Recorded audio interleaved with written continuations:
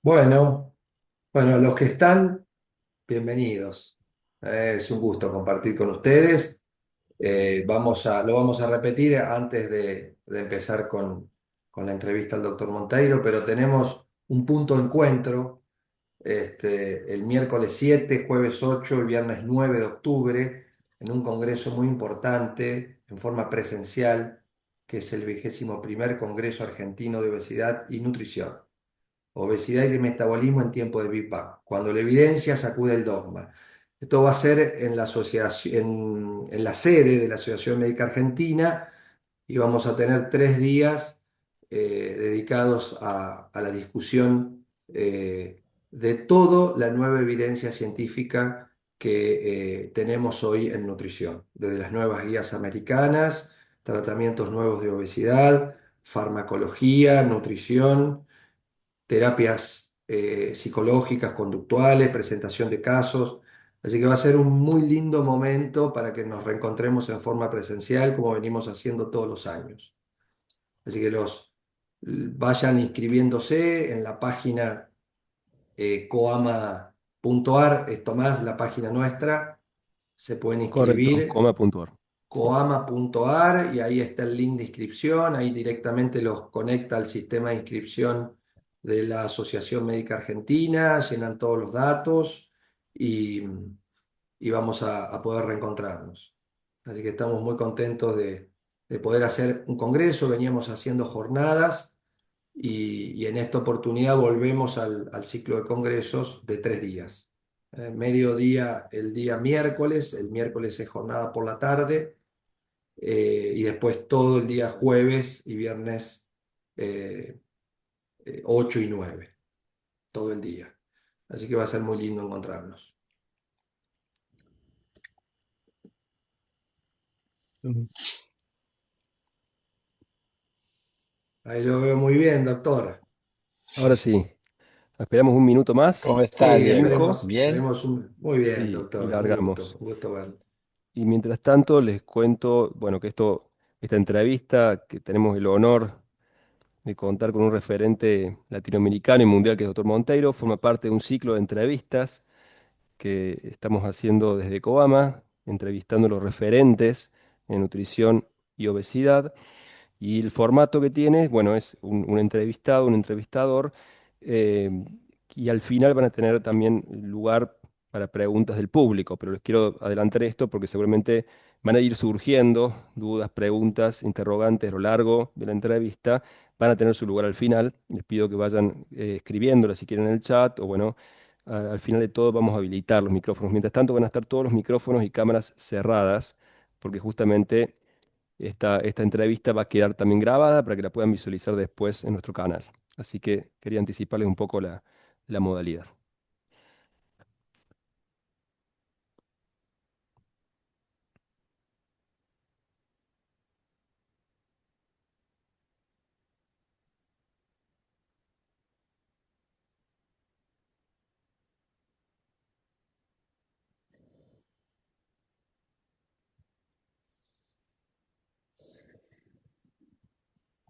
¿Me escucha bien, doctor, usted?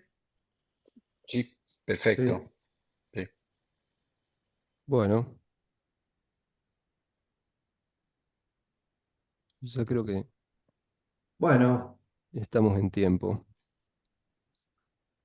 bueno, bienvenidos a todos. Somos el Comité de Obesidad de la Asociación Médica Argentina, EXAOTA, y estamos en este ciclo de conferencias y tenemos el honor realmente de tener un referente internacional eh, sobre nutrición. Lo voy a presentar. Él es el doctor Carlos Augusto Monteiro. Es un verdadero honor, doctor, poder presentarlo. El doctor es uno de los investigadores más influyentes de la nutrición y la salud pública contemporánea. Médico, epidemiólogo y profesor emérito de la Facultad de Salud Pública de la Universidad de San Pablo. Doctor Monteiro ha desarrollado durante más de 4 décadas una trayectoria científica que transformó la forma en que entendemos la alimentación. Graduado en medicina y doctor en salud pública, orientó su carrera hacia la epidemiología nutricional y el estudio de cómo los patrones alimentarios influyen en la salud de las poblaciones. Sus primeras investigaciones contribuyeron al conocimiento sobre la nutrición infantil y la transición nutricional en Brasil, para luego convertirse en uno de los referentes mundial en obesidad y enfermedades relacionadas con la alimentación. Su mayor aporte científico fue el desarrollo del sistema NOVA, una clasificación de los alimentos según su grado de procesamiento industrial. Este enfoque revolucionó la investigación en nutrición al proponer que no solo importan los nutrientes, sino también cómo los alimentos son producidos y transformados antes de llegar a nuestra mesa. Esta clasificación abrió una nueva línea de investigación que hoy guía cientos de estudios en todo el mundo. Las investigaciones lideradas por el doctor Monteiro demostraron una asociación consistente entre el alto consumo de productos ultraprocesados y un mayor riesgo de obesidad, diabetes tipo 2, enfermedades cardiovasculares, algunos tipos de cánceres, depresión y mortalidad prematura. Su impacto de su trabajo es internacional. El sistema NOVA fue incorporado a las guías alimentarias para la población brasileña y es utilizado como referencia para organismos o por organismos como lo es la Organización Panamericana de Salud y la Organización Mundial de la Salud, para el desarrollo de políticas públicas y recomendaciones sobre alimentación saludable. Sus publicaciones en revistas científicas de prestigio han influido en investigadores y profesionales de todo el mundo, consolidando un legado que continúa transformando la ciencia de la nutrición. Quiero agradecer su presencia en nombre del Comité de Obesidad de la Asociación Médica Argentina COAMA y la Sociedad Argentina de Obesidad y Trastornos Alimentarios AOTA. Es un honor, doctor, poder contar con usted y charlar y tener el privilegio de entrevistarlo. Gracias, Diego. Es un placer mío estar aquí con ustedes, viendo varios amigos desde mucho tiempo, como Julio, por ejemplo. Y bueno, estoy muy contento de estar aquí con ustedes. Un placer. Bueno, muchas gracias. Doctor, vamos a introducirnos en su historia, un poco en su historia y en su formación. Quiero que nos cuente dónde nació, cómo transitó un poco su infancia y su adolescencia y cómo fue su interés por la medicina y luego por la nutrición. Creo que yo comenté que me insistieron mucho, estoy escribiendo ahora un libro de un poco de memorias entonces ahí esto está muy presente ahora para mí, es muy fácil, pero el problema es hacerlo corto, ¿no? Para la Resumido. entrevista. Bueno, Sí, cuéntenos no, usted lo que le parezca bueno, importante para nosotros. yo no sé cómo ustedes, pasó con ustedes, pero yo no pensaba que iba a ser médico, no tenía ganas al principio de ser tal vez maestro, de estudiar, me gustaba la geografía y las ciencias sociales y estaba mucho más en esta área de ciencias humanas, ¿no? Pero el problema es que yo estaba haciendo en el octavo año de la enseñanza básica, ¿no? Cuando uno ahí se puede ir a la universidad. El colegio que yo estaba no nos entrenaba para las áreas humanas. Y me di cuenta de eso, que me acuerdo que estaba me matriculando en el colegio y decía, ¿quieres ser médico o ingeniero? Y yo decía, no, ni uno ni otro. Quiero, y decía, no, pero aquí no hay el clásico, y llamaba eso, clásico, y estudiaba a la noche, porque trabajaba durante el día, y a la noche no había este clásico. Esto era para la gente que tenía mucha plata, que iba a colegios particulares, todo. Entonces yo entré en este colegio y como no siempre fui muy malo con las manos, con el espacio, esto no está bien desarrollado. Yo decía, bueno, ingeniería jamás, ¿no? Entonces, que sea medicina, pero en realidad era cursos biológicas, ¿no? Esto sería de... Pero ahí empecé a hacer, bueno, tal vez, ¿por qué no? ¿No? Hacer medicina era bastante difícil, todavía es muy difícil entrar en la universidad, pero entré. Pero sin, así, en mi familia no teníamos, yo soy mi generación la primera que fue a la universidad y no había ningún tío, bueno, mis padres tampoco fueron a la universidad. Pero resultó y ahí estuve en la medicina ¿Y hubo algún y hecho o alguna persona que lo terminó de convencer o fue por decisión propia? no, fue por decisión propia, porque primero que yo quería hacer la universidad, ¿no? Y con este colegio yo podía elegir entre medicina, odontología, enfermería y y ahí empecé Mi madre, ella trabajaba con médicos. Esto tal vez tenga sido importante, porque ella trabajaba en un servicio donde la gente que iba al servicio público tenía que pasar por exámenes y todo eso. Era una atendente, ¿no? Que llamamos, ayudaba a los médicos y ahí sí, la visitaba algunas veces. Yo trabajaba en la ciudad, entonces pasaba ahí para tomar un café con ella y me presentaba y había algunos doctores que fueron mis profesores después en la Universidad de São Paulo. Tal vez ahí, tal vez Sin ahí, darse cuenta, a lo mejor esa fue un sí, fue desencadenante que le ayudó. sí, una forma, un incentivo a más. Y en Sí. ese momento la palabra nutrición estuvo con usted en algún No, momento. cero. ¿Cómo nace la palabra No, nutrición con el nada, doctor porque Monteiro? en la escuela de medicina, no sé cómo pasa en Argentina, pero en medicina lo único que aprendemos, que yo aprendí en la escuela, era la fisiología de la nutrición. Teníamos un curso de fisiología que había cuatro módulos, un renal, otro neurológico y uno era nutrición, gastrointestinal y nutrición, cosas así. Y ahí ya me gustó bastante. Entre los cuatro módulos, este de gastrointestinal, de nutrición, me pareció interesante, pero este fue el segundo año y después no, después mi idea realmente cuando yo terminé el curso de medicina era hacer medicina comunitaria ir en este momento en Brasil, la área central de Brasil, había varios grupos de médicos haciendo medicina integral. Vivían ahí en estas ciudades medias, no pequeñas, no grandes, medias, y con un sistema que llamamos unidad mixta. Entonces había una parte de medicina preventiva, digamos, de ambulatorios, de prenatales, y la otra de un hospital con cirugía y con todo eso. Y yo empecé a me entrenar para hacer eso, pero al final vivíamos años esto fue 74, 73, 74, Y el doctor, y y el doctor Monteiro, investigador, ¿en qué momento surge?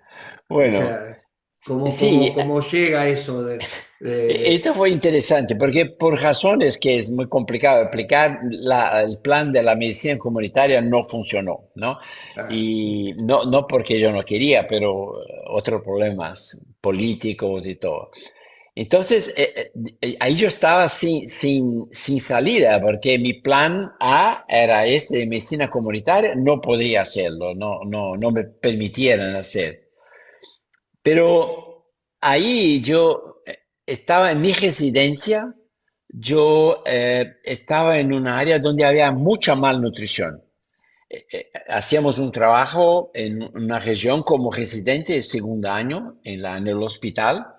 En esa área había mucha malnutrición y no había, en la escuela de medicina yo sabía, no había nadie que entendiera suficiente esto de casos graves que necesitaban recuperación nutricional y todo. Y ahí yo fui a la Escuela de Salud Pública, que es vecina de la Escuela de Medicina en Brasil, en São Paulo, Y encontré ahí un profesor de nutrición, este sí tenía mucha experiencia, incluso internacional y todo. ¿Te acuerdas el nombre Y, del profesor o no? ¿Te acuerdas Yaro el nombre? Rivero Gandra, sí, profesor Gandra.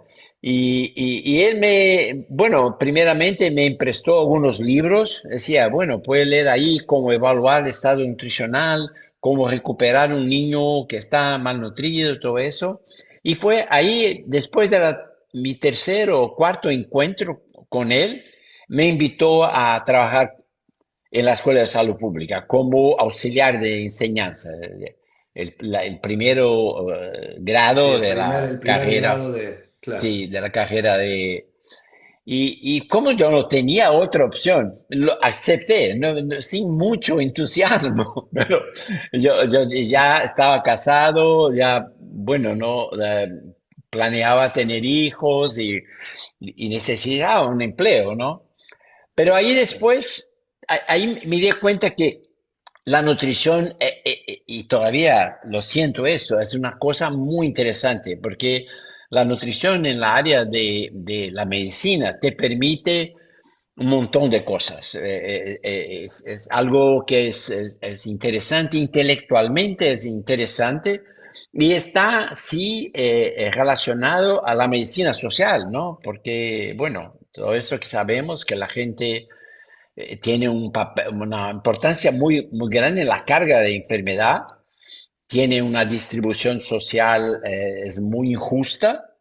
Y ahí me dice, bueno, voy a seguir en eso. Y ahí yo hice ¿Cómo todos los, maestría, doctorado, todo eso.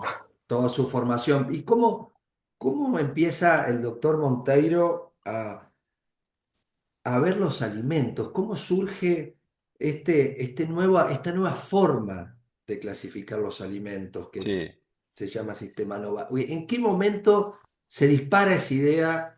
¿Qué nos puede contar de eso? ¿Cómo fue el nacimiento? sí. Bueno, primeramente, como yo venía de esta experiencia trabajando en el campo, en una área rural donde había mucha malnutrición, los primeros 15 años de mi actividad académica fueron dedicados a la malnutrición en niños, en embarazadas, bueno, y, y es interesante porque ahí la alimentación, la lactancia materna es importantísima, ¿no? Y cuando los niños nacen, hay dos opciones, ¿no? La leche materna y mucha gente muy pobre en aquel momento ni tenían dinero para las fórmulas infantiles. Entonces, daban al niño cuando no se tenía en esta región donde yo estaba, la mayoría de las mujeres daban tenían la leche materna, amamantaban sus hijos, ¿no? Pero algunos no, y le daban una mixtura a veces de leche de vaca con harina y azúcar y alguna cosa así.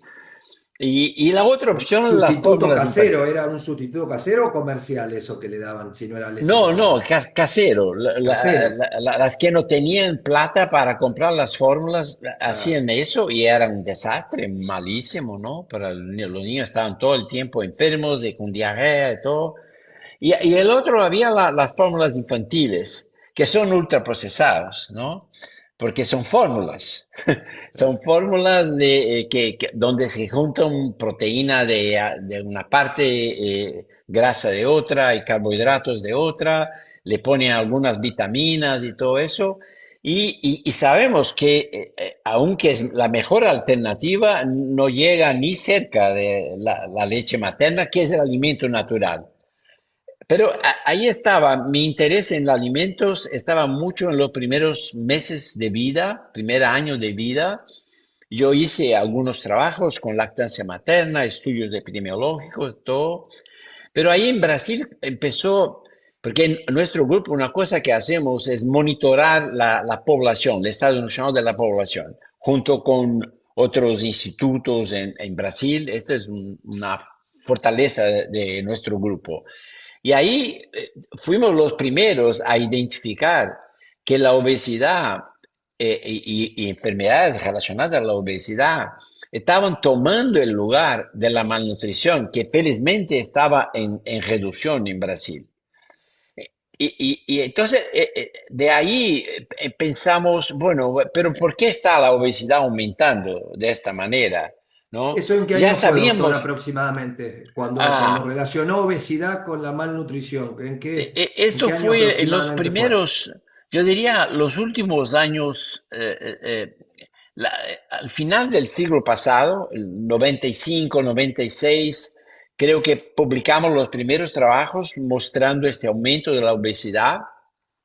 Y pasamos un buen tiempo intentando a ver las clases sociales, cómo se daba eso y la razón de la reducción de la malnutrición, que estaba mucho, y publicamos bastante sobre eso, en la reducción de la pobreza, en la mejoría del acceso de la gente pobre, sobre todo a los servicios públicos, de agua potable, de servicios de salud, escuelas, educación para las niñas y todo eso.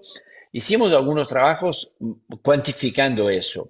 Y ahí nos dimos cuenta que aunque el país crecía económicamente y la pobreza disminuía por programas sociales, distribución de ingresos y todo eso no estaba resolviendo el problema de la obesidad, al revés, junto con el aumento en ingreso, aumento del acceso a los servicios públicos, veíamos que la obesidad crecía más y más.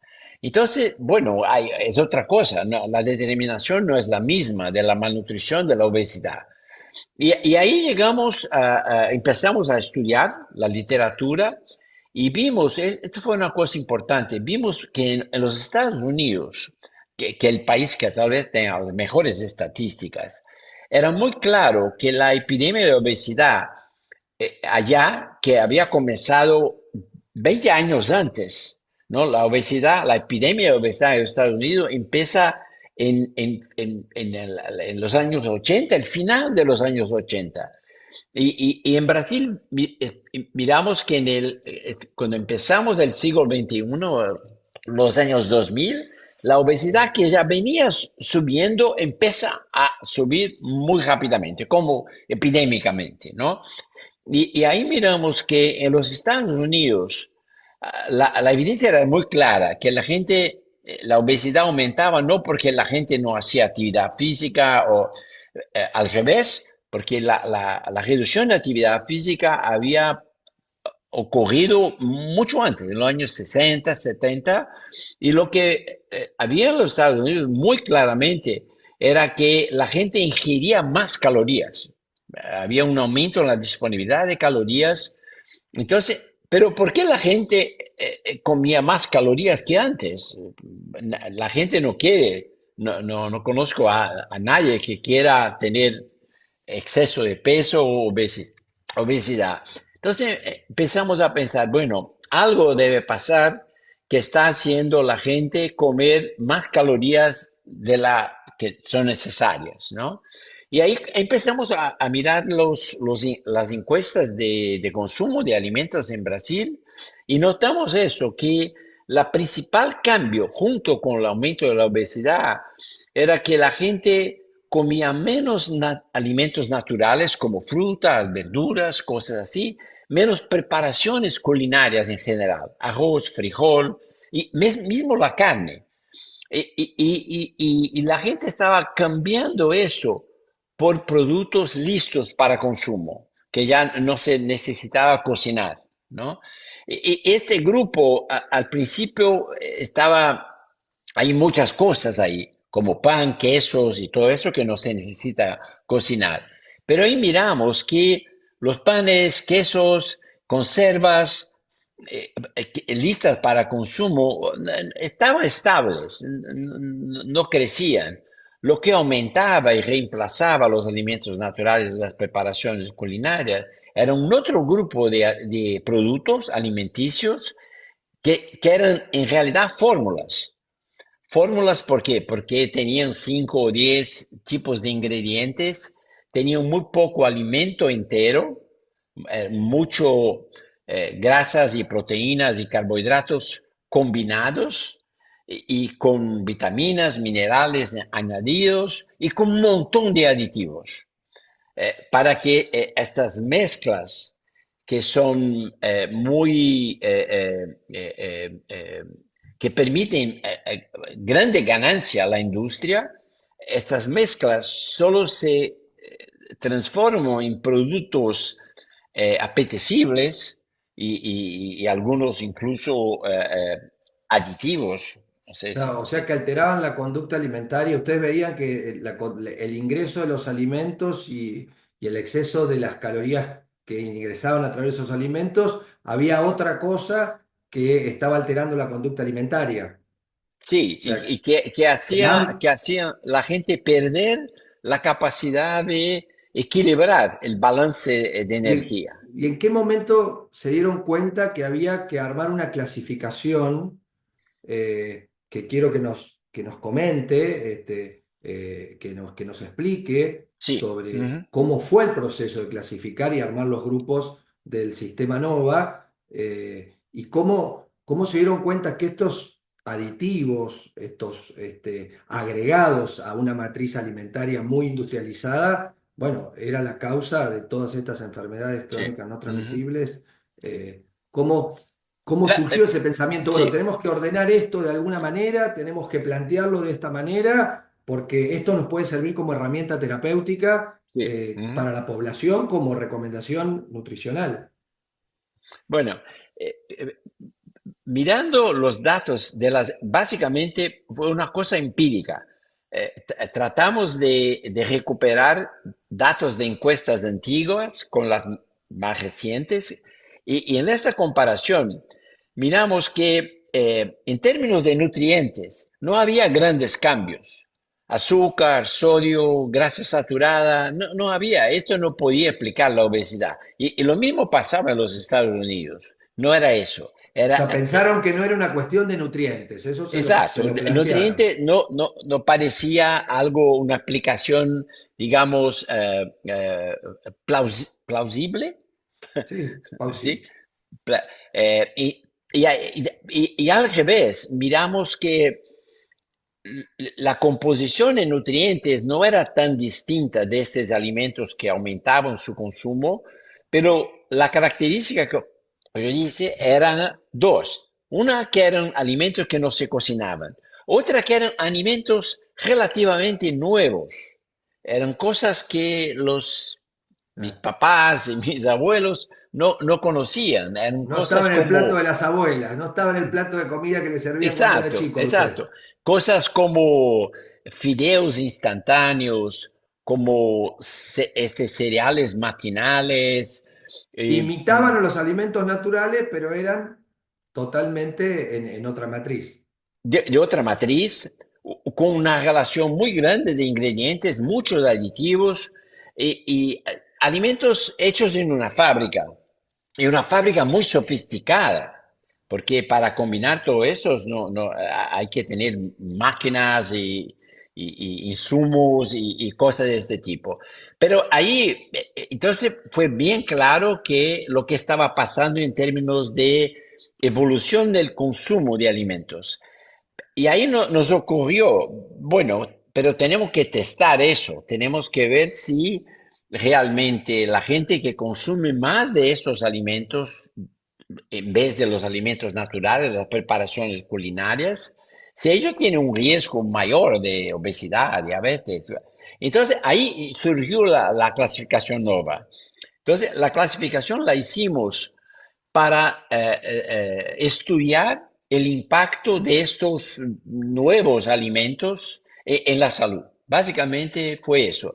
Y ahí en 2015 creo que hicimos el primer estudio mundial Sí. relacionando consumo de ultraprocesados y la prevalencia de obesidad en una muestra nacional en Brasil, una encuesta nacional. Un estudio muy sencillo porque era un estudio transversal, no teníamos datos de cohortes en Brasil en aquel momento, y sí encontramos una asociación, mismo controlando ingreso, educación, actividad física, todo eso, La asociación. ¿Esperaban los resultados que encontraron? ¿Tenían sus hipótesis o los sorprendió los resultados, los No, primeros no, resultados? Lo esperaban. porque en ese momento ya identificamos algunas características de esos alimentos, por ejemplo, la alta densidad energética, Si usted porque tuviera mm, que definir esos alimentos, primero quiero que me diga cómo le pusieron el nombre ultraprocesados, porque el término creo que le pertenece al grupo. ¿Puede sí, ser sí, así? sí, ¿Y qué marcadores tienen esos alimentos? Defínamelo y dígame los sí, marcadores que identifican estos alimentos sí. o productos Y, alimentarios, mejor claro, dicho. entonces esos productos, ellos tenían varias características que lo tornaba posible una asociación con la obesidad. Tenían muy poca agua, Mm, tenía, casi no tenían fibra porque tiene que durar mucho esos productos, ¿no? Tienen mucha grasa y mucho azúcar porque son ingredientes de bajo costo y que la gente aprecia, ¿no? Entonces, considerando las características, pensamos, bueno, la obesidad aumenta, en paralelo aumenta el consumo de estos alimentos que tienen estas características, digamos, obesogénicas, ¿no? mm. Entonces esperábamos, sí, que habría una asociación. Pero el problema es que para hacer una clasificación, uno tiene que tener criterios que sean reproducibles, ¿no? Entonces, esperamos, eh, clasificamos los alimentos ultraprocesados y no ultraprocesados, pero era importante que otros grupos podían hacer y repetir estas análisis. Entonces, pensamos que aunque tal vez la característica más importante de los ultraprocesados comparado a los procesados, digamos, es la matriz alimentaria, que no está presente o está presente en una proporción muy reducida. Pero el problema es que la proporción de alimentos enteros en una fórmula esta información no está presente, es un secreto industrial, ¿no? Y lo que está presente en los alimentos empaquetados en general, procesados, ultraprocesados, mínimamente procesados, es la lista de ingredientes. Entonces empezamos a notar que una característica muy encontrada en estos alimentos era el alto contenido de aditivos, pero no los conservantes, no la sal o los conservantes, pero colorantes, saborizantes, emulsificantes, edulcorantes que no son azúcar. Entonces pensamos así, tal vez si el criterio tal vez más factible es la presencia de marcadores de ultraprocesamiento. Entonces, el primer grupo de marcadores que llegamos muy rápidamente fueron los aditivos con función cosmética. Entonces fuimos al Códex Alimentario y ahí tomamos todas las clases de aditivos que tiene una función cosmética formal, ¿no? Reconocida. Pero estos a veces podría haber algún ultraprocesado que no tenía estos aditivos con función cosmética, pero tenían ingredientes como aislados proteicos, grasas hidrogenadas, almidón modificado, todas esas cosas que uno no tiene en su cocina, no se usa en las preparaciones. Diferente del aceite, diferente del azúcar, de la sal, que son cosas que están tanto en los procesados como en las preparaciones culinarias. Entonces tomamos estos dos marcadores, aditivos con función cosmética y estos, digamos, carbohidratos, grasas y o proteínas usadas solo en las fábricas, de uso exclusivamente industrial. Industrial. Entonces, la clasificación nueva es así, ella tiene una definición conceptual de alimentos ultraprocesados y después una definición operacional. La operacional es la presencia de marcadores. La conceptual, que es muy importante para entender el problema de los, porque no son necesariamente estos aditivos o estos aislados proteicos que causan la enfermedad. Ellos apenas nos permiten identificar el ultraprocesado. Pero lo que es más importante en los ultraprocesados es que su definición conceptual es que son formulaciones de sustancias alimenticias y aditivos creadas por la industria para reemplazar todos los otros tres grupos de la clasificación NOVA, que son básicamente los alimentos naturales o mínimamente procesados, los ingredientes culinarios, que son extremadamente importantes, como aceites, como sal, como azúcar, porque sin ellos no se, no se consumen muchos de los alimentos mínimamente procesados. Claro. El frijol y arroz, por ejemplo. No se hace, no se Es la prepara el preparación del frijol. plato culinario, es la combinación para Claro, preparar un plato y, culinario de y, y, comida. y esto fue un cambio muy importante con grande impacto en las guías alimentarias, porque cuando empezamos este trabajo, las guías alimentarias decían así: use la sal o azúcar o aceites a veces, ¿no? Sparing en inglés, ¿no? Pero sí, no, pero la gente usa sal y azúcar y aceite todos los días, en el almuerzo, en la cena, para preparar la comida. Entonces, estos no son los problemas, y van a se volver problemas si los consumimos en exceso, pero ellos tienen que estar presentes todos los días, ¿no? Entonces, el grupo uno es de alimentos naturales o mínimamente procesados, ingredientes culinarios, el grupo 2, y el grupo 3 son los antiguos alimentos procesados, panes, quesos, conservas, que son cosas que uno podría hacer en su cocina, pero que la industria hace. Esto es conveniente, es muy, esto ayuda a diversificar, podemos consumir cosas diferentes. Tiene, en general, los procesados como panes y quesos son ¿Cuál, alimentos que tornan la alimentación, la dieta muy placerosa, ¿no? cuál cree Entonces, usted que la población, cuál es la mayor dificultad para entender esta recomendación o esta identificación de los alimentos para la población? ¿Usted cree que la población, bajo esta clasificación y la evidencia sobre lo- a ver, los nutrientes críticos evidenciados en los etiquetados, la población tiene una información correcta de esta manera o cree que hay algo que no está llegando a la población? Porque nosotros vemos que el consumo de los sí, ultraprocesados sigue sí, avanzando, la obesidad sigue avanzando, hay una evidencia científica muy sólida. Después quiero que me sí. diga para usted cuál es hoy la evidencia que más defiende el sistema NOVA. ¿Qué pasa? ¿Por qué cada vez hay más ultraprocesada en nuestra alimentación? Sí, esto es interesante porque y esto es algo que porque la clasificación NOVA, como yo estaba diciendo, fue un instrumento que creamos para testar una teoría. Y la teoría era que más que nutrientes o alimentos individuales, lo que importa es lo que fue hecho con el alimento antes que lo consumamos, ¿no? Esta es la teoría.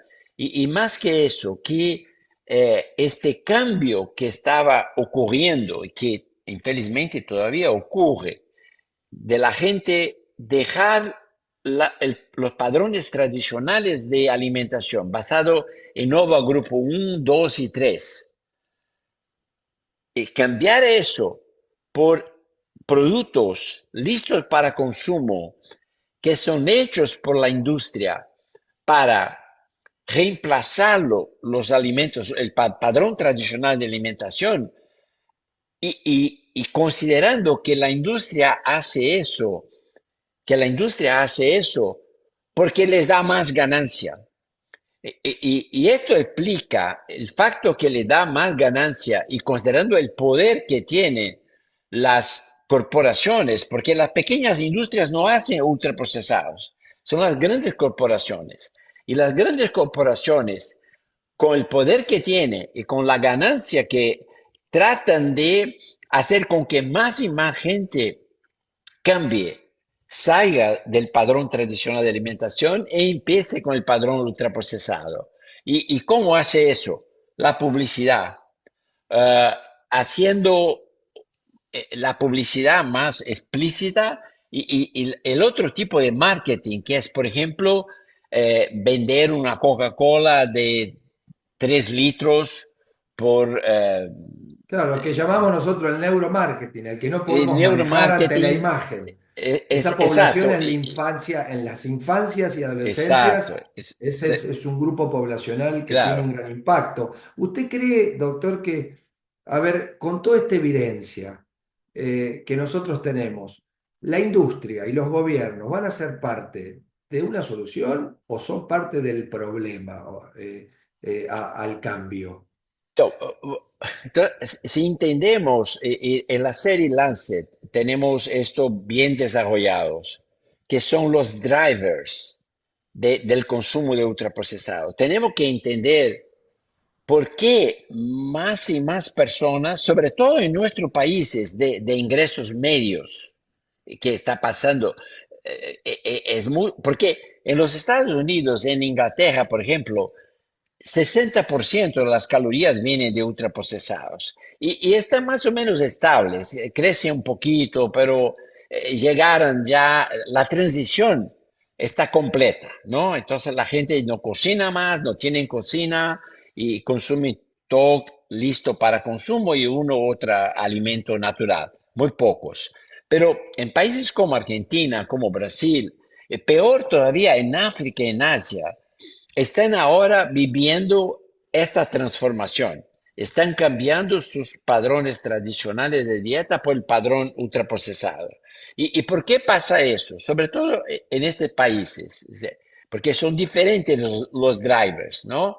Entonces, Estados Unidos, en Inglaterra, tenemos que preguntar por qué la gente no reduce el consumo de estos productos, porque no van a aumentar más, que ya llegaron al techo, ¿no? Pero en países como Argentina, Brasil, América Latina en general, la gente está haciendo ahora eso, está haciendo este cambio. ¿Y por qué hace?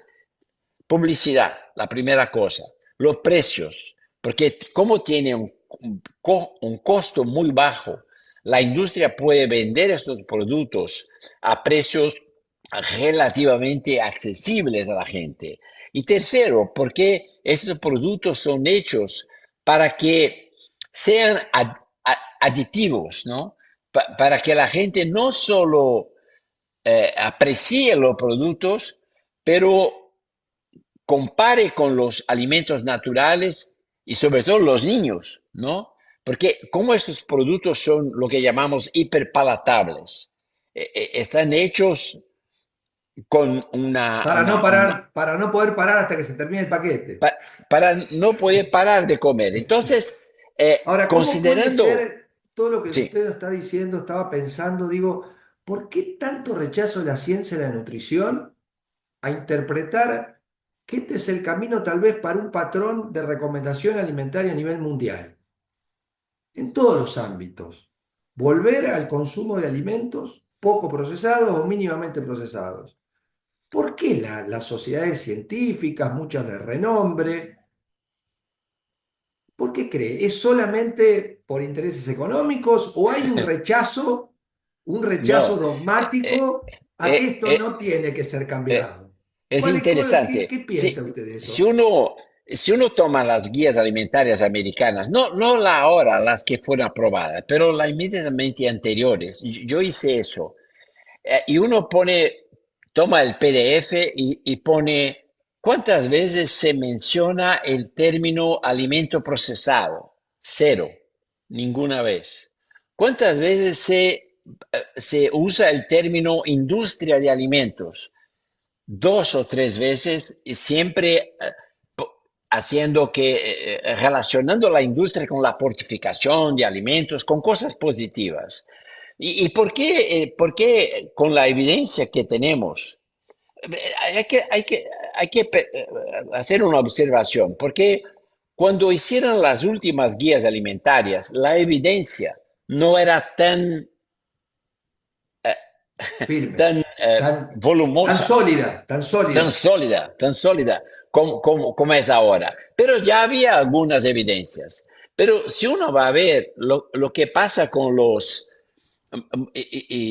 muchos de los participantes, de los investigadores y profesionales que escriben estas guías alimentarias, trabajan en instituciones que son financiadas pesadamente por la industria de ultraprocesados. Entonces,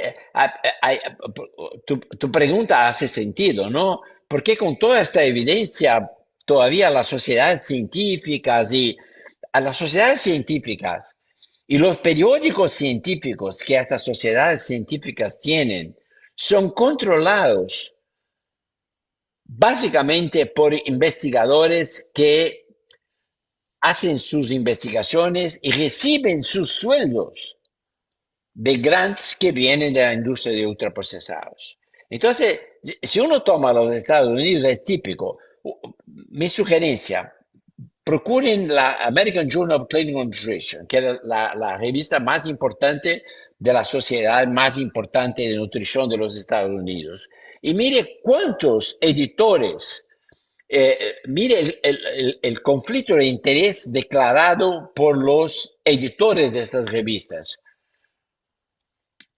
Con una u otra excepción, la gran mayoría tiene sus investigaciones financiadas y a veces sus salarios financiados por la industria de ultraprocesados. Entonces, Doc, cómo siente, cómo tolera o siente o cómo cree que va a combatir las fuertes críticas que ha recibido últimamente y las controversias sobre esta nueva clasificación de alimentos?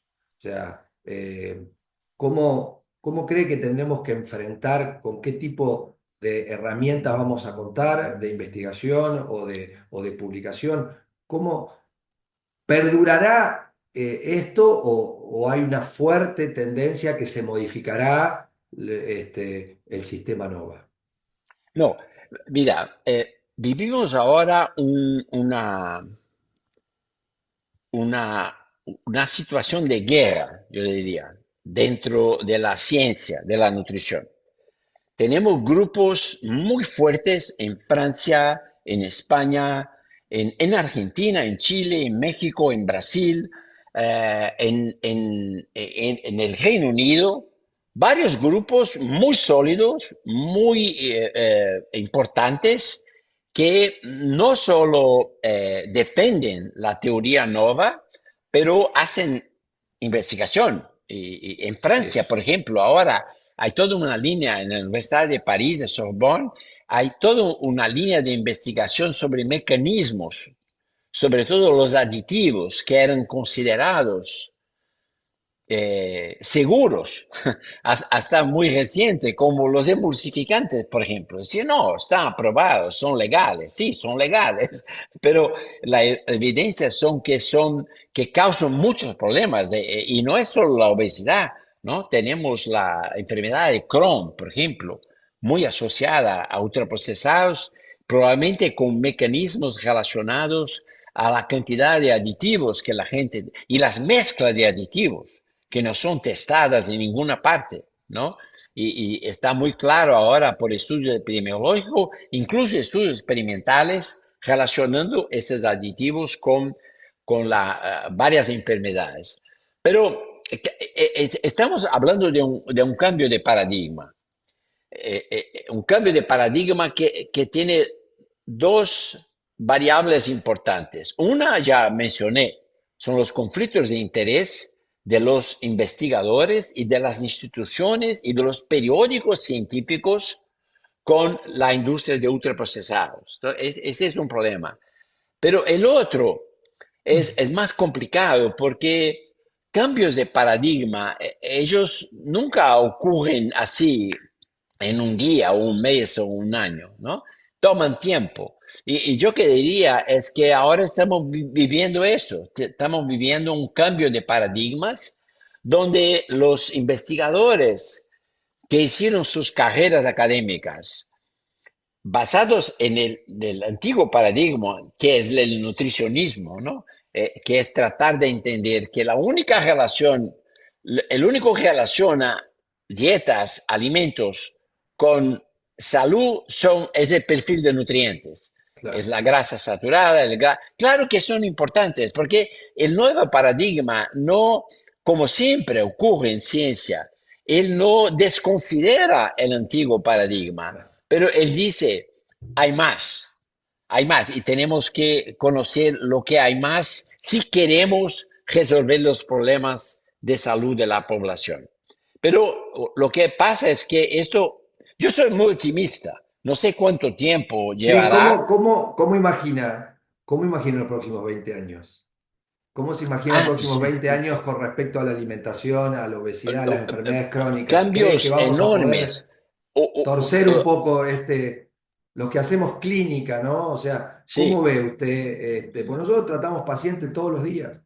Todos los días no, estamos con nuestro paciente en yo nuestro pienso, consultorio y tratamos de aplicar esto, claro, ¿no? Comida eh, real, alimentos reales, diría el doctor claro, Montero, que una vez estuvieron vivos. sí.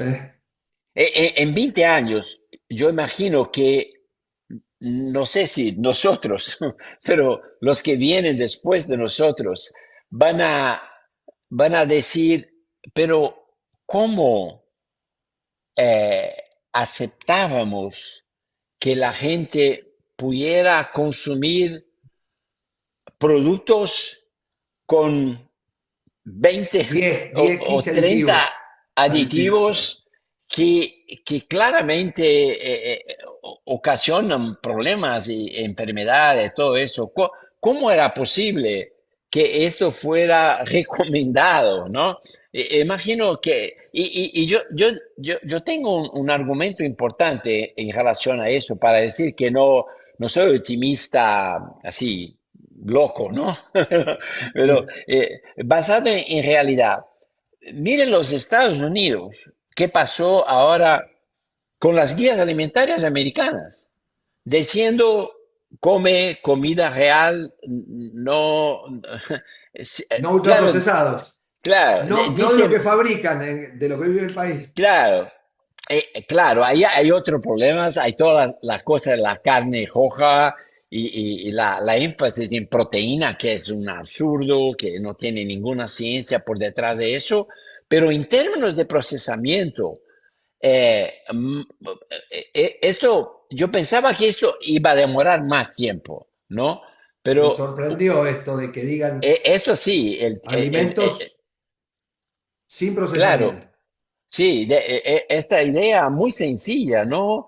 Vamos a tratar de comer alimentos no solo de un tipo, pero varios tipos, que sean la mayoría de origen vegetal, incluso porque tenemos el planeta que no puede soportar una alimentación basada en productos de origen animal. Ahora, Pero Nova nos permite, Nova, doctor, disculpe que lo interrumpa, pero nos permite un poco hablar de alimentos o dietas regionales. O sea, es como un patrón universal que nos permite un pensamiento sobre qué es aplicable en todas las regiones, las que pueden consumir tal vez más animales o las que pueden consumir también más sí, vegetales. sí, O sea, Nova podríamos decir que podría ser el patrón universal alimentario y a partir de ahí construir modelos regionales aplicados a la cultura, a la disponibilidad, sí, tal sí, vez, ¿por qué no?, a la sustentabilidad que tanto se habla. O sí, sea, sí. ¿usted piensa en Nova como un patrón universal?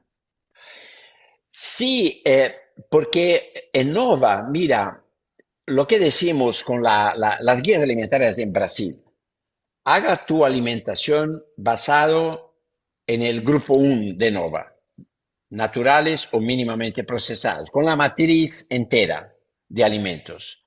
Eh, pero la diversificación es fundamental, porque no podemos tener todos los nutrientes y no nutrientes, compuestos químicos como los flavonoides y otras cosas, si estamos solo con un tipo de alimento. No, jamás. El ser humano es omnívoro, ¿no? Entonces hay que combinar varios tipos de grupos de alimentos, pero estos grupos de alimentos van a variar de cultura alimentaria para cultura alimentaria. No hace ningún sentido. Por ejemplo, decir, los frijoles son maravillosos en Brasil, entonces el mundo todo tiene que comer frijoles con arroz y todo. No, porque la alimentación, nos alimentamos para, no solo para nos tenemos salud, pero para estarmos felices, ¿no? Porque la gente alimentarse es algo que va mucho más allá de los nutrientes de la salud.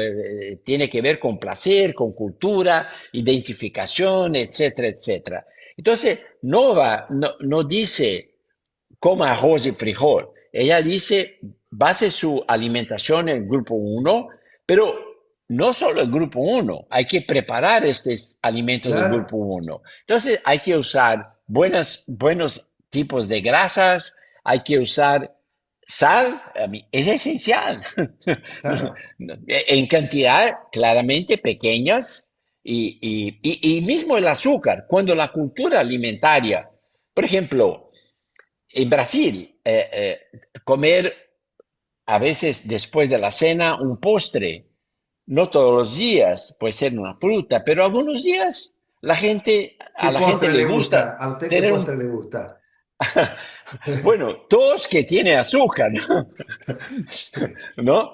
Porque ¿cómo hacerlo sin azúcar? Entonces, el azúcar hace parte de la cultura alimentaria, pero no en todas las culturas. En Asia, por ejemplo, me acuerdo que una vez yo fui a un restaurante, creo que era tailandés, en Londres, y estaba maravillosa la comida, y ahí decía, bueno, ahora vamos a comer un postre. Y el restaurante no tenía postre, Bueno, el simplemente no. cerebro se prepara, el cerebro después, Claro, el y me postprandio se acuerdo, prepara para comer el postre. claro, y me Es todo un acuerdo que mecanismo salimos y molecular, ¿no? fuimos a un otro restaurante que apenas Que había porque estábamos postre. ahí celebrando entre amigos, todo eso, ¿no? Pero esta es cultura, no es nutrición y salud, es cultura, es otra cosa. Entonces, la clasificación NOVA permite eso, variación dentro del grupo uno, consumo de ingredientes culinarios siempre con moderación, porque no es necesario usarlo en cantidades muy excesivas. Y los procesados, los panes, los quesos, cosas que son muy y que varían de país para país, de cultura para cultura. Por ejemplo, en Asia tiene muchos de estos productos fermentados. El tofu, por ejemplo, que la soya fermentada es el procesado japonés, es el tofu. El procesado en la área mediterránea son los quesos y los panes. Y entonces, la teoría nova, digamos, puede ser fácilmente aplicable a todas las culturas alimentarias. ¿Por qué? Porque los padrones tradicionales de alimentación en todo el mundo están basados en grupo uno, 2 y 3. Lo que no hay lugar es para los ultraprocesados. No son necesarios. Ellos solo son necesarios para la gran industria de alimentos que no tendrá la ganancia que tiene si empieza a hacer Nova Grupo uno, 2 y 3. Bueno, qué maravilloso. Le quiero hacer una pregunta de cierre con respecto a mí, después voy a dejar a los participantes que muy bien seguramente están disfrutando esta charla tanto como yo. Después de tantos años de investigador, eh, ¿qué le queda por cumplir? Qué quiere que pase con sus investigaciones? ¿Qué le gustaría que diga cuando abra un libro de nutrición un estudiante referido a sus investigaciones, al doctor Montero, a Monteiro, al sistema NOVA? Ahí vi la mano del doctor Julio Montero, por eso lo nombré.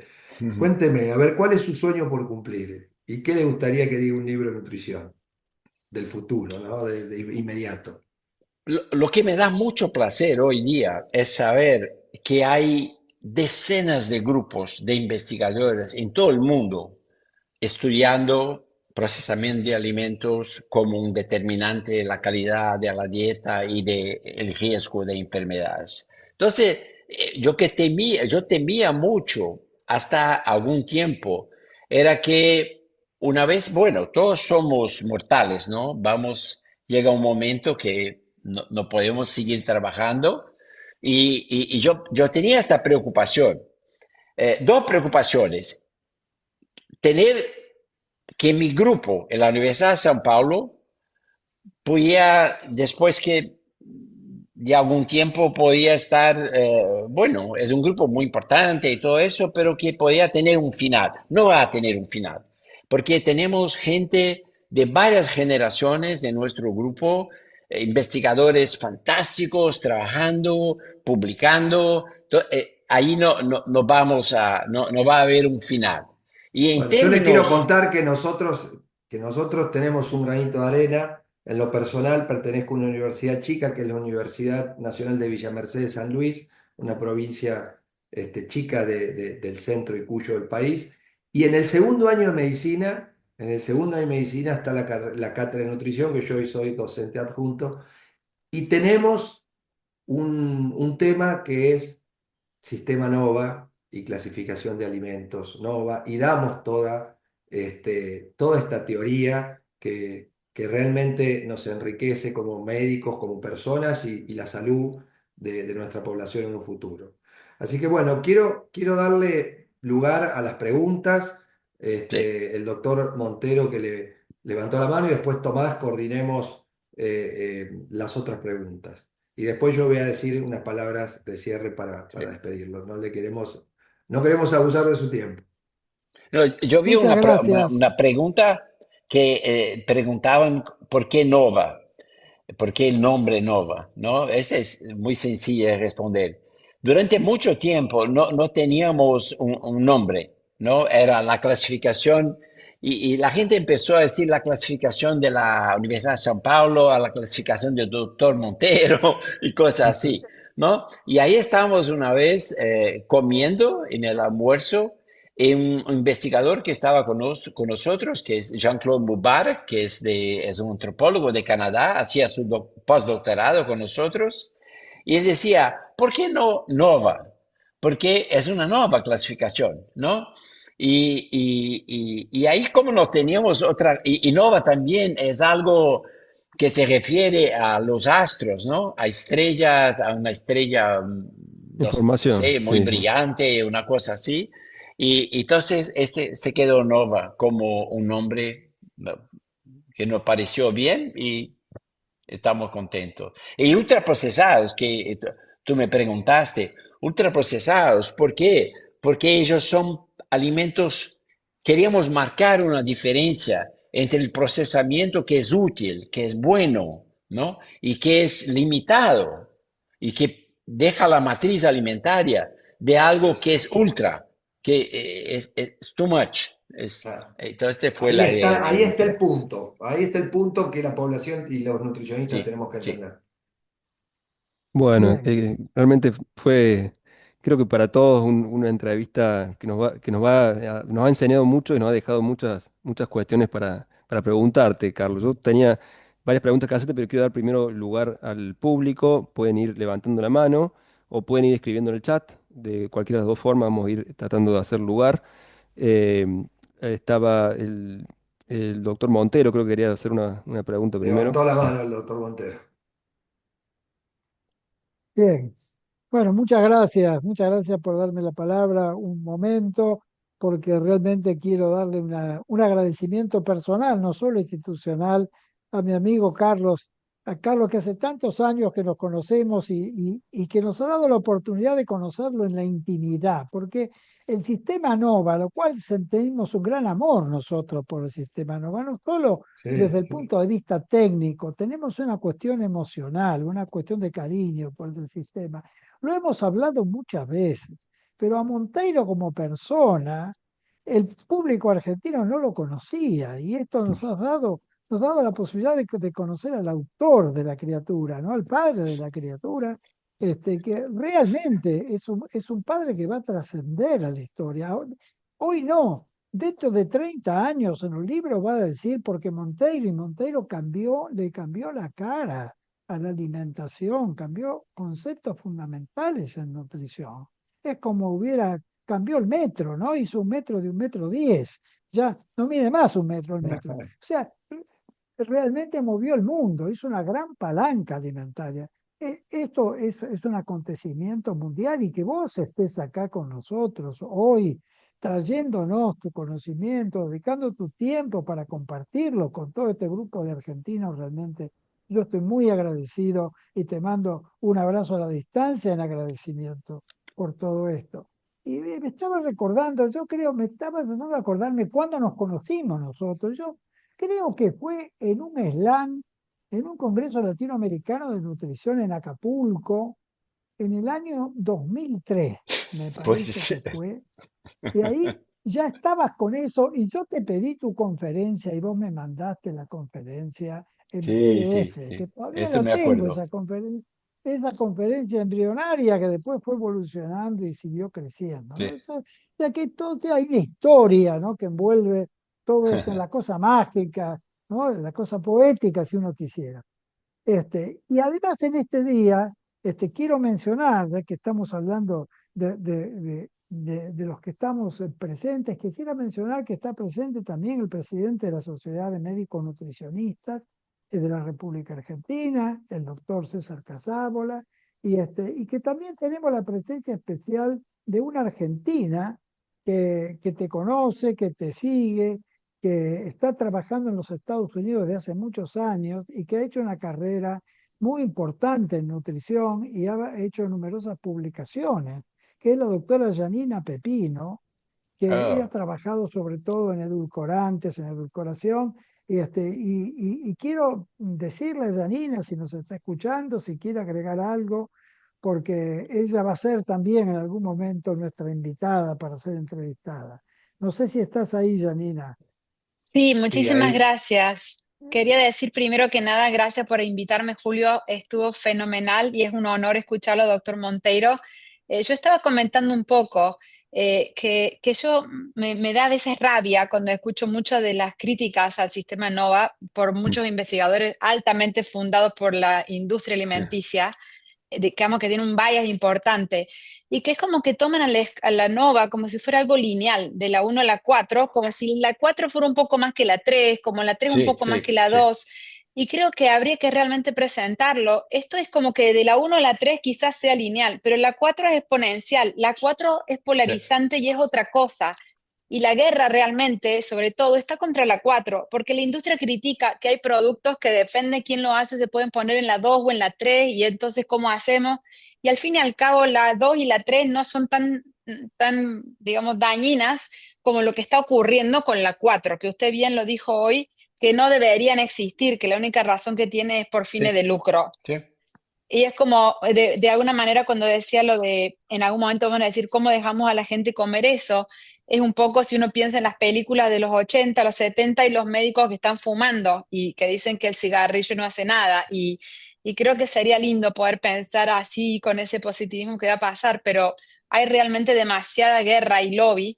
Y no sé cómo podemos hacer para mandar ese mensaje de empezar a ver más casi como una cosa que sea bipolar, como de dos extremos, de lo 1 a la 3 y el 4 es otra cosa, no una cosa lineal del 1 al 4 para que la critiquen, digamos, de dónde pongo este alimento en el 3 o en el 2. Yo puedo tomar algo de lo que dijo Janina, doctor, porque nosotros cuando damos también en la Universidad de Córdoba, damos una clasificación del sistema NOVA, y nosotros decimos que los alimentos son grupo uno, 2 y 3, y el cuarto ya no es alimento, ya es un sí, producto, sí, ¿no? Pierde la sí. característica del alimento. Y creo que ahí está la separación, ¿no es cierto?, entre lo que serían alimentos menos y más procesados y lo que ya no es un alimento, no cumple esa función. No, sí, sí, Incomestible. ujú, sí, de acuerdo con todo lo que hablaron y que exactamente que eh, la, la creación de los grupos uno 2 y 3 fue para intentar clasificar los alimentos de verdad, los alimentos y que no son lo mismo, porque la orientación es distinta. En el grupo uno hay que tener variedad, pero no hay necesidad de reducir el consumo. Es decir, coma frijol, pero en cantidades pequeñas. No, los alimentos tradicionales del grupo uno, si están en variedad, están bien. La cantidad, sí, esto hace sentido para el grupo 2 y 3, pero los patrones tradicionales de dieta son combinaciones de uno, 2 y 3, pero no en partes iguales. El grupo Claro. uno, este sí, es predominante. El 2 y 3 son complementarios, ¿no? Entonces, hicimos este esfuerzo para intentar entender lo que son los ultraprocesados. En realidad son los que no son ni uno, ni dos, ni tres.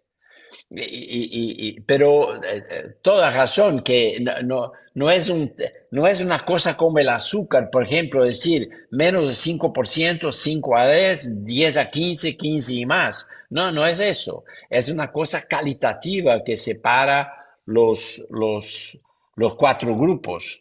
Y lo importante es eso, que los padrones tradicionales son basados en grupo uno, 2 y 3. Y los cuatro no son alimentos, son cosas que fueron creadas exactamente para hacer con que la gente no más consumiera grupo uno, 2 y 3. Entonces, es algo más calitativo que una escala cuantitativa. Muchas gracias por la explicación. Tenemos algunas felicitaciones dentro del chat. Pueden levantar la mano, podemos habilitar también los micrófonos cuando quieran. Bueno, más felicitaciones. Tenemos desde Paraguay, que también está presente el sistema Nova en FELAMPE esta semana. Así que tenemos más felicitaciones. eh, más felicitaciones y una pregunta del doctor Simula si los aditivos dañan a la salud más que algunas grasas o azúcares o igual. ¿Cómo es la pregunta, por favor, otra vez? Si los aditivos dañan más la salud que Sí. algunas grasas o azúcares. Mira, esta es una cosa interesante porque el azúcar y las grasas pueden hacer mal si predomina en la dieta, pero como yo dice, en situaciones normales, los padrones de alimentación tradicional evolúen de una manera que la combinación ya es predominante en grupo uno y 2 y 3 como complementos. Pero aditivos ultraprocesados son algo completamente distinto y aditivos. Por ejemplo, no hace sentido en decir que, que emulsificantes pueden ser consumidos por debajo de no sé cuántos miligramos, por ejemplo. No hace sentido. No necesitamos de emulsificantes. Este es el punto. No necesitamos de saborizantes o colorantes. Pero grasa, azúcar, sal, sí, todo esto necesitamos, porque esto hace parte de los padrones tradicionales de alimentación. Ahí la cantidad es clave, pero con los aditivos es otra cosa. Es algo, primeramente, no necesario, no necesario. Los aditivos apenas son necesarios, los cosméticos, diría, ¿no? Los cosméticos con función cosmética son necesarios para que la industria pueda hacer productos de bajo costo y que son muy placerosos y a veces incluso aditivos. Entonces, es completamente diferente, ¿no? Decir grasa, azúcar y aditivos. Estamos hablando de cosas distintas. Una que no es necesaria y que no hay porque, por ejemplo, hay mucho este argumento. No, aquí hay un emulsificante, pero en una concentración que está autorizada, que es legal. Pero, ¿cómo fueron los testes que determinaran que esta la cantidad está bien de emulsificantes? Lo hacen contra, a veces, en animales, en modelos experimentales y para algún problemas de salud. Pero es casi imposible, ¿no? De testar cada aditivo para todas las enfermedades posibles. Entonces, el principio de la precaución, que es muy importante en salud pública, nos dice, mejor no consumir, mismo que sea una cantidad que fue aprobada por una agencia de vigilancia en salud, porque no son necesarios y porque siempre como no son naturales, como nuestro organismo no fue seleccionado para consumir aditivos, porque estamos consumiendo aditivos en un tiempo muy reciente. Mejor es no consumirlos. No, ¿para qué arriesgarnos? ¿Para qué arriesgarnos? No Acá, existe la porción justa de los ultraprocesados, como muy bien a veces se recomienda. ¿Eh? Sí, sí, sí. Este es otra vez es una cosa calitativa. En términos de la grasa, y sal y azúcar, es cantidad que el problema. Es y esto disminuir también, la bueno, acá cantidad. hay un comentario Aditivos que, es no consumirlos. claro, y también es cierto que para los pacientes es más sencillo hablar de alimentos que de hablar de nutrición, de nutrientes, de macronutrientes, ¿no? Bueno, un comentario respecto a eso. La doctora Pepino creo que quería hacer un comentario sobre el glutamato. Sí, lo escribí, pero quiero aclarar que no es para ser confrontacional, sino para entender la lógica y ver si cómo mejor lo puedo explicar. Porque de pronto el glutamato monosódico, ¿Mm? el sabor umami, está muy arraigado en la cultura oriental. Y en muchas Sí, de las cocinas usan monosódico glutamato, así como nosotros tenemos la sal, ellos también tienen glutamato. Y es como que si bien es fermentado la producción para llegar al monosódico glutamato, a diferencia de la sal, que uno lo puede extraer, digamos, lo tiene que ujú, fermentar, ya ujú. le daría un nivel de procesamiento. Pero lo mismo pasa con el vinagre. Si el vinagre se procesa por fermentación, pero se acepta dentro de los que pueden estar como ingredientes culinarios, me parece un poco que es una cuestión cultural que se acepte la sal y el vinagre, pero que el monosódico de glutamato no se pueda ver, se agrega como un marcador de ultraprocesado, cuando Eh, depende de qué eh, parte del mundo uno está, ujú. digamos, y con qué Sí. cocina. No, excelente tu cuestión, muy buena. Y ahí tenemos que estudiar un poco la historia, ¿no? Ujú. No conozco la historia del vinagre, pero debe haber muchos siglos que la gente, porque el vino, ¿no? El vino tiene muchos siglos. Entonces, la fermentación del vino que hace el vinagre y se lo hace para hacer como un condimento, ¿no? Como algo para preparaciones culinarias, es completamente diferente del monoglutamato de sodio. Primeramente por el tiempo. Este monoglutamato de sodio fue, creo que es un japonés, un investigador en Japón, creo que fue Japón, descubrió eso, de que el monoglutamato sintetizado, o sea, creado artificialmente, no el glutamato que está en un alimento, que hace parte de un alimento. Es algo artificial y es verdad, le da el sabor umami, pero el sabor umami que puede ser obtenido sin el monoglutamato, a partir de hongos, a partir de la soya fermentada, no hay necesidad de añadir el monoglutamato. Pero es verdad que es algo que de alguna manera entró en la cultura alimentaria. Entonces, en ese sentido, es una excepción, porque ya hace mucho tiempo que algunas poblaciones en Asia usan esto diariamente, ¿no? En sus preparaciones. Pero no es una excepción en el sentido de que se puede tener el umami, no es necesario de ser obtenido por el monoglutamato de sodio. Y ahí, otra vez, la cosa del principio de la precaución. Hay varias investigaciones que ya nos muestran que el monoglutamato puede tener un efecto tóxico en el cerebro. ¿Esto está resuelto? No, alguna evidencia de eso. Pero cuando uno ve que el mismo gusto o el placer o la característica sensorial que, es, que se puede tener con el monoglutamato, se puede tener con los alimentos y con procedimientos culinarios que son muy antiguos y seguramente más seguros. Pero es muy buen este punto, sí.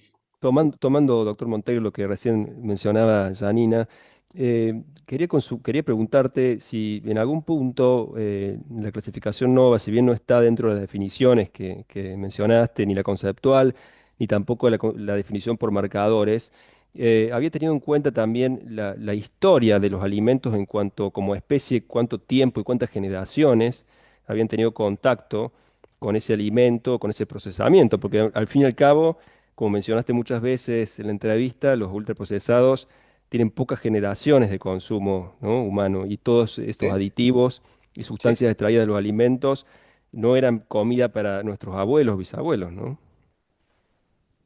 Sí, no, no, es interesante porque a veces un argumento, los americanos usan mucho este argumento. Es imposible vivir sin ultraprocesados. Punto. Es imposible. Incluso investigadores como Kevin Hall, el famoso investigador que ha hecho el primer ensayo clínico randomizado con ultraprocesado, mostrando que el ultraprocesado aumenta la ingesta de energía y la ganancia de tejido adiposo de una manera muy clara, con un experimento muy interesante. Él mismo dice, no, yo no puedo. En el almuerzo yo tengo todos los días un ultraprocesado porque no tengo tiempo, no puedo volver a casa y ahí lo que tengo las opciones que tengo son todas ultraprocesadas y por lo tanto no hay cómo vivir sin ellos y por lo tanto, si descubrimos lo que hay de errado con los ultraprocesados, tal vez podamos instruir a la industria para que haga ultraprocesados mejores o que Mm, no causen problemas, ¿no? Eh, Tal vez en una sociedad como los Estados Unidos, donde las casas ahora son hechas sin cocinas, hay departamentos que muy pequeños que la gente, ¿por qué la cocina? No es necesario la cocina, vamos a usar el espacio de otra manera más. Bueno, cuando llega una situación de esa, que la gente ya no sabe más cocinar, no aprecia la cocina, el alimento, no tiene ni la capacidad sensorial de percibir la diferencia entre un alimento que fue hecho en el momento y algo que está ahí como horas y horas en una olla, por ejemplo. Cuando la gente pierde estas cosas, realmente empezamos a tener un gran problema. Pero felizmente, la mayor parte del mundo no llegó en esta situación. Este extremo es Estados Unidos, Inglaterra, Reino Unido, Canadá y Australia. No por coincidencia los anglosajones, mm, ¿no? Porque ahí el capitalismo empezó antes y el capitalismo separó la gente de la naturaleza, de la comida y trató de crear un grupo de consumidores que movimentan la ganancia, el capital, etcétera, etcétera. Felizmente, en el resto del mundo, todavía la gente no solo consume alimentos naturales, pero la gente aprecia eso, de consumir esos alimentos, y puede distinguirlos de esos mm. productos que no son más alimentos. Entonces, creo que es muy importante eso de entender que tenemos oportunidad de que es relativamente sencillo un problema, porque no tenemos que descubrir algo nuevo, una píldora que tenga todos los nutrientes, no, tenemos la solución en manos, ¿no? Por eso que esto es, creo que es muy importante para los médicos eso, porque cuando uno tiene un mensaje que es factible de la gente entender y practicar, es mucho más fácil. Entonces, no estamos tratando de un problema insoluble, como los americanos muchas veces perciben, como algo que es muy malo, pero no podemos hacer nada. Tenemos que seguir Ujú. consumiendo eso, ¿no? Esto, Mm, no acepto esto como una cosa, por lo menos bien. que pueda valer para la mayoría de los países. Excelente, doctor. Acá hay justamente una pregunta de Marín Torres relacionada con esto.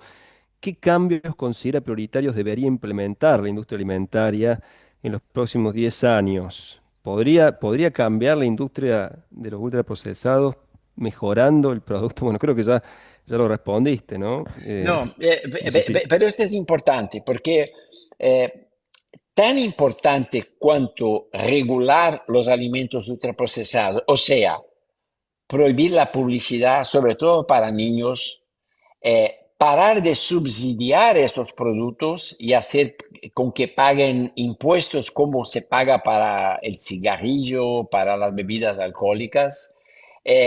Tratar en lugares públicos como escuelas, hospitales, todo eso, tratar de tener alimentos de verdad en las escuelas es fundamental porque los niños van a aprender a distinguir los alimentos de verdad de los alimentos que son ultraprocesados.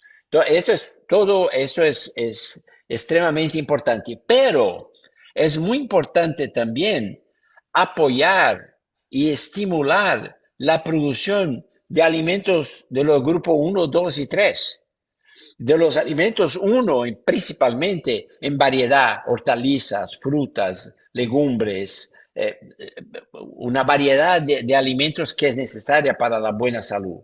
Entonces, hay que trabajar en estas dos áreas, tratando de tornar el consumo la producción y el consumo de ultraprocesados más y más difícil y tratando de hacer con que la producción y el consumo de alimentos que no son ultraprocesados sean posibles, sean fáciles, que sean...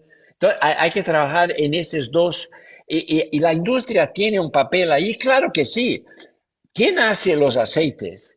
¿Quién hace la sal, el azúcar, los panes, los quesos? Es la industria, pero no esta industria transnacional que se acostumbró con un margen de ganancia que solo se puede encontrar con el tabaco y las bebidas alcohólicas.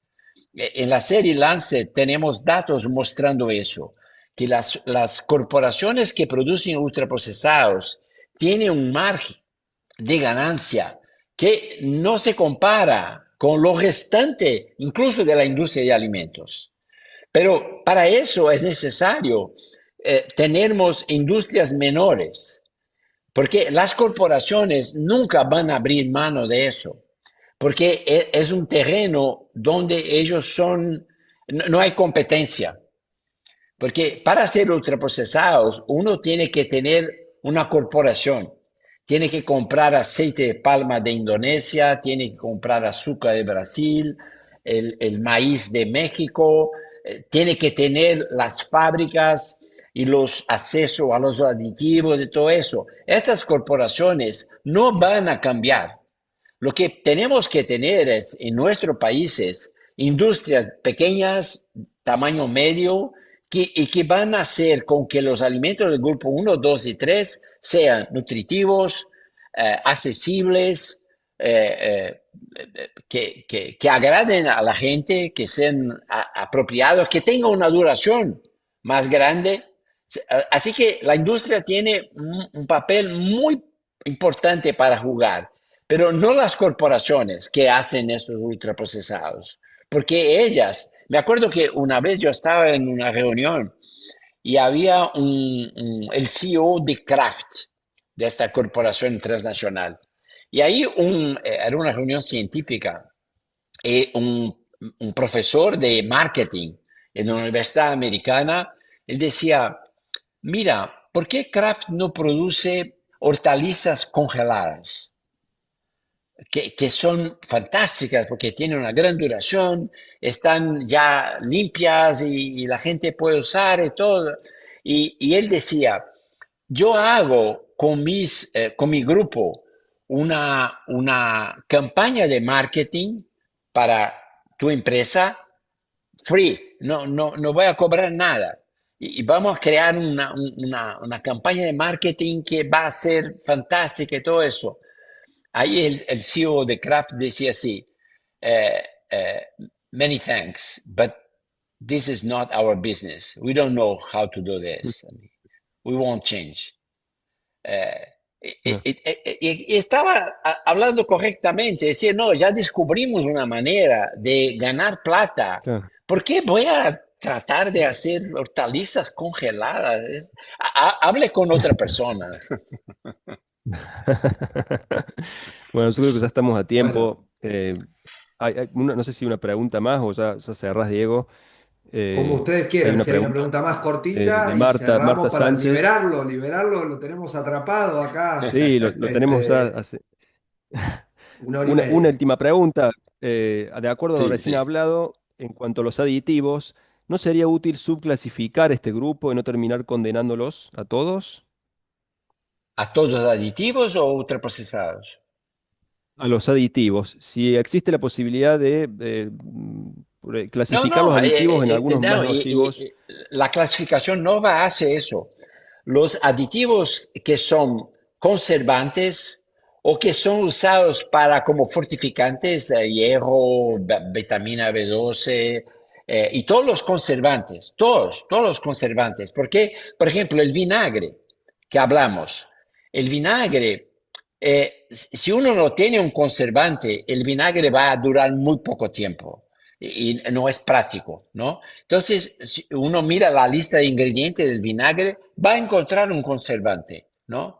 Y está bien, esto es aceptable. Entonces, la clasificación NOVA divide los aditivos según el Códex Alimentarios en clases que son con función cosmética, o sea, no son necesarias. Este es el Claro, punto. De los otros aditivos que para algunos alimentos son necesarios, porque si no, en términos prácticos, el alimento iba a tener una duración tan pequeña que es imposible, ¿no? Entonces, la clasificación nueva ya hace eso, no es contra los aditivos, pero es en favor de que usar los aditivos apenas cuando sean necesarios. Incluso la definición de aditivos es así, son componentes químicos extraños al alimento que son usados cuando no hay otra alternativa tecnológica disponible. Y los cosméticos solo son usados porque es la manera que la industria tiene de usar ingredientes baratos y venderlos caros y tener una ganancia incomparable. Entonces, estos aditivos no, estos son separados por Nova. perfecto, Bueno, clarísimo, clarísimo bueno, todo. doctor, Bueno, doctor ya lo Carlos. liberamos ahora. Realmente fue un placer. Creo que no somos los mismos a partir de ahora. Creo que nos ha cambiado. Creo que tenemos muchas herramientas en lo personal y en lo profesional de transmitir. Así que bueno, esperemos poderlo tener en Argentina. Ojalá Sí, podamos tenerlo en forma presencial, armar sí, una sí. mesa, seguir con estos grupos que defienden y defendemos el sistema NOVA y poder aplicarlo por una salud mejor de nuestros pacientes, de nuestros hijos, de nuestros nietos y de la población en general. Creo que ha sido muy enriquecedor. Gracias por su tiempo. Gracias por todo lo que ha hecho por la nutrición. Muchas gracias. Muchas Gracias a todos por gracias. acompañarnos hasta el Fue final. un placer Muchas y gracias. agradezco a todos la atención y las preguntas, excelentes preguntas. Muchas gracias a todos. Hasta Hasta la luego, próxima. adiós, Gracias a hasta todos la los que próxima. participaron. Muchas gracias. Va a quedar grabado esto, por las dudas. también para que lo puedan volver a escuchar. ¿Eh? Buenísimo.